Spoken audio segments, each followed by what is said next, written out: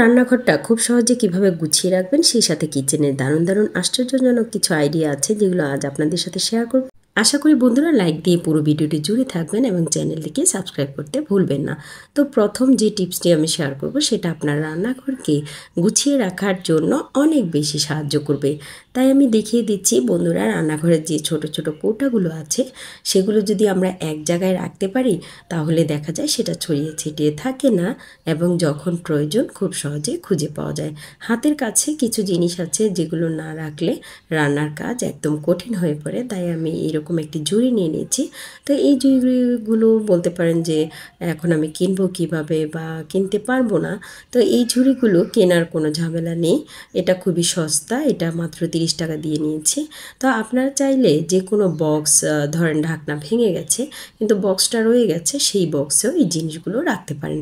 তো ইচ্ছা থাকলেই উপায় হয়, সেইটাই বলছিলাম যে এরকম ছোট ছোট কৌটাগুলো আপনি চাইলে একটা ফেলে দেওয়া বাক্স রাখতে পারেন। তো আমি রান্নাঘরের সৌন্দর্যের জন্য এটা কিনে এনেছি, যাতে দেখতেও ভালো লাগে। যদি রান্নাঘরের কাজ করতে দেখতে ভালো না লাগে তাহলে সেটা করতেও কিন্তু ভালো লাগে না। এই তো দেখুন কতগুলো জিনিস একটা ঝুড়িতে আমি সাজিয়ে নিয়েছি। তো এভাবে গুছিয়ে রাখলে দেখা যায় এক জায়গায় অনেক জিনিস নেওয়া যায়। সেই জন্যই বলছি, আপনারা যদি রান্নাঘর গুছিয়ে রাখতে চান তাহলে এই ছোট ছোট কৌটাগুলো আমার মতো করে এভাবে ঝুড়িতে রেখে দিবেন, তাহলে খুব সহজে আপনার রান্নাঘরটা গোছানো হবে। তো এই তো বন্ধুরা, রান্নাঘর গোছানোর জন্য প্রথম যে আইডিয়াটা সেটা তো শেয়ার করে ফেলেছি। আপনাদের কেমন লেগেছে অবশ্যই জানাবেন। শারীরিক অসুস্থতার কারণে হয়তো আমার কথাগুলো শুনতে আপনাদের কষ্ট হচ্ছে, তো আপনারা চাইলে ক্ষমা সুন্দর দৃষ্টিতে দেখতে পারেন। তো এখন যে টিপসটি আমি শেয়ার করব সেটিও কিন্তু রান্নাঘর গুছিয়ে রাখার জন্য দারুণ একটা আইডিয়া। তো দেখিয়ে দিচ্ছি যে এই বক্সটা আমার ঢাকনাটা ভেঙে গেছে, তো সেই কারণে বক্সটা কিন্তু আমি কাজে লাগাবো। তো সেটা কি কি কাজে লাগাবো দেখিয়ে দিচ্ছি। রান্নাঘরে পানির যে বোতলগুলো থেকে থাকে সেই বোতলগুলো দেখা যায় এখানে সেখানে ছড়িয়ে ছিটিয়ে থাকে, সেগুলো কোনোভাবেই খুঁজে পাওয়া যায় না যখন প্রয়োজন হয়। তো এভাবে ছড়িয়ে ছিটিয়ে না রেখে আমরা চাইলে গুছিয়ে রাখতে পারি। তো যেহেতু বক্সটা ফেলেই দিচ্ছিলাম, তো চাচ্ছিলাম যে এটা একটু কাজে লাগাই, না ফেলে দিয়ে রান্নাঘরের গুছানোর কাজে লাগাই। আপনারা আপনাদের ফেলে দেওয়া বক্স দিয়ে কিন্তু যে কোনো প্রয়োজনীয় কাজ সারতে পারেন। দেখুন এই যে এইভাবে যদি সবগুলো একসাথে রাখা যায় তাহলে দেখা যায় যে এটা খুঁজে পেতে সহজ হয়, তাছাড়া দেখতেও ভালো লাগে, রান্নাঘরটাও গোছানো থাকে। ঠিক এই অবস্থাতেই যে কোনো জায়গায় আপনি রাখতে পারেন। তো কোথায় রাখবো সেটাও পরে দেখিয়ে দিব। তো এবার চলে যাই তৃতীয় টিপসে। তৃতীয় টিপসটি কিন্তু অনেক বেশি জরুরি। রান্নাঘরের অনেক মশলা বা পানীয় জাতীয় যে কোনো জিনিস থাকে যেগুলো নাকি আমাদের রান্নাঘরে কাজে লাগে কিন্তু জায়গার অভাবে সেগুলো রাখতেই পারেন না। তো আজকের পর থেকে সেটা আর সমস্যা হবে না। তো দেখুন ছোট ছোট যেমন সয়া সস, তারপরে ভিনেগার, সরিষার তেল, আচার, তাছাড়া এখানে আরও আছে আমার কর্নফ্লাওয়ার। তো এগুলো আমি একটা বক্সে রেখে দেবো। তো এই বক্সটা আমি কোথায় পেলাম সেটা হয়তো ভাবতে পারেন যে কিনে এনেছি। না বন্ধুরা, এটা একদমই কিনে আনিনি, এটা ফ্রিজের সাথে আমাকে দিয়েছিল।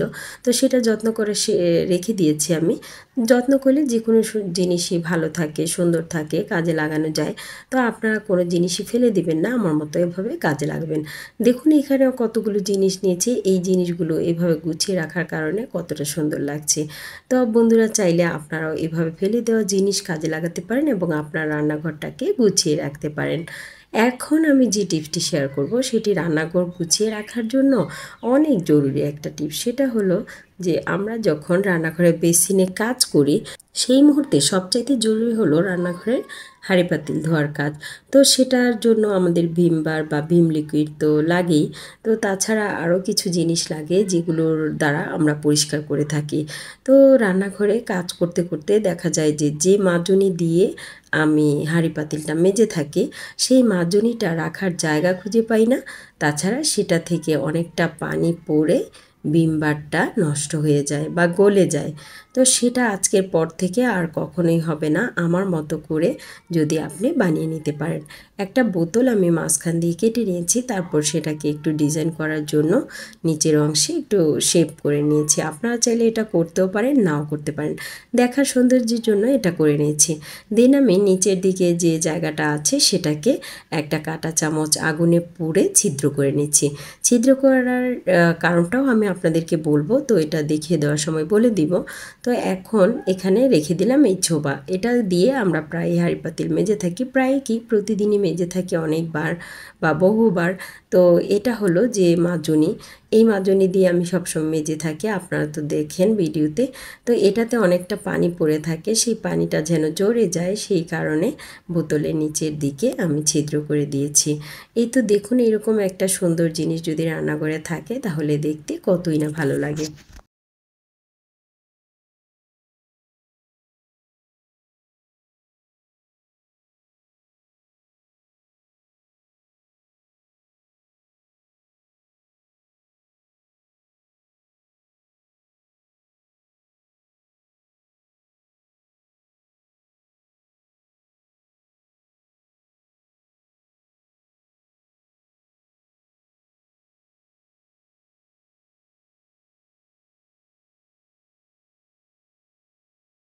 গ্রাম কিংবা শহর, বাসা কিংবা বাসার বাইরে যে কোনো জায়গায় ঝাড়ু আমাদের নিত্যদিনের খুবই প্রয়োজনীয় একটা জিনিস।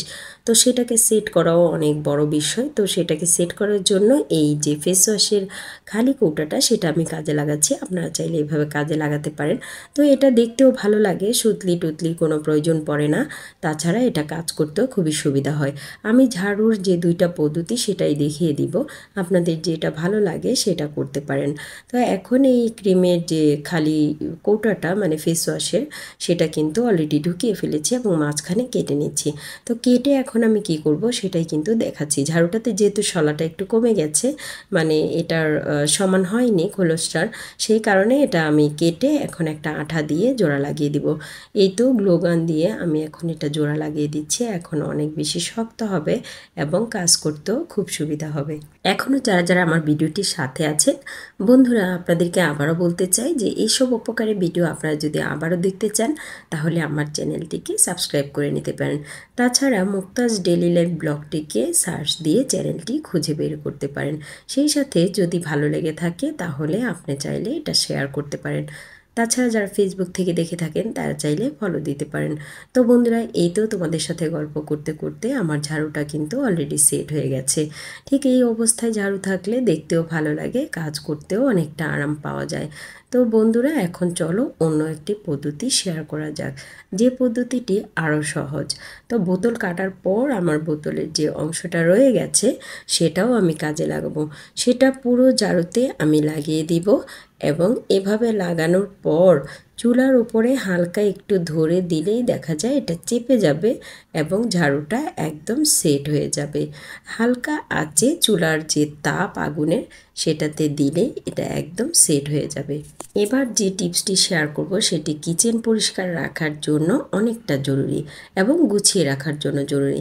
আটা যখন আমরা কন্টেনার থেকে নিয়ে থাকি তখন হাত দিয়ে নিলে অনেকটা জায়গা নোংরা হয়, হাতটাও দেখা যায় যে বিভিন্ন জায়গায় ভরে থাকে এই আটাগুলো। তো এমন একটা কাপ দিয়ে বা পাত্র দিয়ে যদি নেওয়া হয় তাহলে সেটা কখনোই ময়লা হয় না, হাত থেকে বিভিন্ন জায়গায় আটা ভরে না।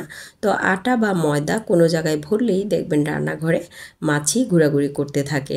আটা মাছির খুবই পছন্দ, সেই কারণে এটা হয়ে থাকে আর রান্নাঘরটা একদম নোংরা হয়ে যায়। আর মাছি দেখতে কারি বা ভালো লাগে বলেন? তো আপনারা এভাবে রাখলে সেটা অনেকটা ভালো থাকবে। এবার কিচেনের যে জিনিসগুলো আমি গুছিয়ে নিচ্ছি সেটা কোথায় রাখবো এবং আমি আপনাদেরকে দেখাবো যে অল্প জায়গায় আমি কত জিনিস রেখেছি গুছিয়ে রাখার কারণে। তো বন্ধুরা, দেখতেই পাচ্ছেন যে ডান পাশে আমি মশলার কৌটাগুলো রেখেছি এবং মাঝখানে কাউন্টার টপে আমি ছোট ছোট জিনিসগুলো রেখেছি আর একটা ফ্লাওয়ার ভাস দিয়ে দিচ্ছি, যেটা দেখলে রান্নাঘরের সৌন্দর্য অনেকটা বেড়ে যাবে এবং দেখতেও ভালো লাগে। তো ওপরের অংশটাতে শুধু এইটুকুই রেখেছি আর নিচের যে অংশটা সেই ছোট্ট কাউন্টার টপটাও আমি কিভাবে গুছিয়ে সেখানে ভাতের হাঁড়ি পাতিল সব রেখে থাকি সেটা কিন্তু দেখাবো। যেহেতু আমি পানি এবং তেল এবং লবণ এখানে রেখেছি তাই এটা আমি কাউন্টার টপের বাম সাইডে রেখে দিব। এখানে সব প্রয়োজনীয় জিনিস ছোট্ট একটি জায়গায় রেখে আমি দিয়েছি। তো এখানে তারপর আমি ডান পাশে যে জিনিসগুলো রাখবো সেইগুলো আপনাদেরকে দেখাচ্ছি। লবণটা যেহেতু সবসময় লাগে তাই আমি এটা ডান সাইডে রেখেছি চুলার পাশে। রান্নাঘরের যে পাশটাতে আমি ভিডিওর কাজ করে থাকি সেই পাশটা থেকে সব কিছু সরিয়ে নিয়েছি। এখন এখানে আমি ভাতের তরকারি হাঁড়ি পাতিল কীভাবে রাখি সেটাই দেখিয়ে দিচ্ছি। এসব জিনিস রাখার সময় আপনারা চাইলে এরকম ম্যাট ব্যবহার করতে পারেন, এতে করে রান্নাঘর খুবই পরিষ্কার থাকে এবং পাতিলের যে দাগটা সেটা টাইলসে পড়ে না। তো এই তো আমি আস্তে আস্তে পাতিলগুলো রেখে দিচ্ছি। তো এই অল্প একটু জায়গায় কিভাবে আমি সেটা সেট করি আমি আপনাদেরকে দেখাচ্ছি। তো এই তো দেখতেই পারছেন যে পুরোটা রান্নাঘর কিন্তু অলরেডি গোছানো হয়ে গেছে। তো আমি আশেপাশে আরও অনেক জিনিস রাখতে পারবো, তো এই মুহূর্তে রাখিনি। এবার চলে যাব বেসিনের পাশে। বেসিনের পাশে ডান সাইডে আমি একটা সাবানদানি সেট করেছি, সেখানে ভিম বারটা রেখে থাকি। তো যখন প্রয়োজন হয় আবার নামিয়ে নিই। এভাবে রাখলেই দেখা যায় গুছিয়ে রাখা যায়। আর বোতল কেটে যে জিনিসটা বানিয়েছি সেটাতে আমি এই ছোবাটা রেখে দিয়েছি। আপনি চাইলে এটা উপরেও রাখতে পারেন বা নিচেও রাখতে পারেন।